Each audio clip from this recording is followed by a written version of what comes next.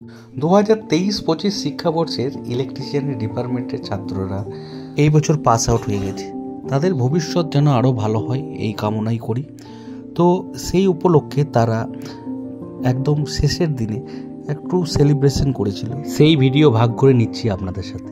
সময়ের চক্করে সেই রকম আর দেখা হবে না আমি জানি, কিন্তু মনে থাকবে তারা সারা জীবন।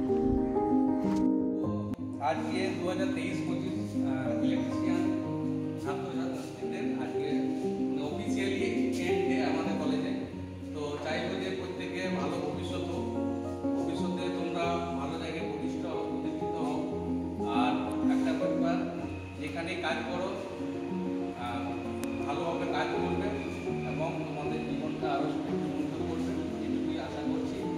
আর আমাদের সঙ্গে যোগাযোগ থাকবে, আমরা যতটা পারছি এতদিন সাহায্য করেছি।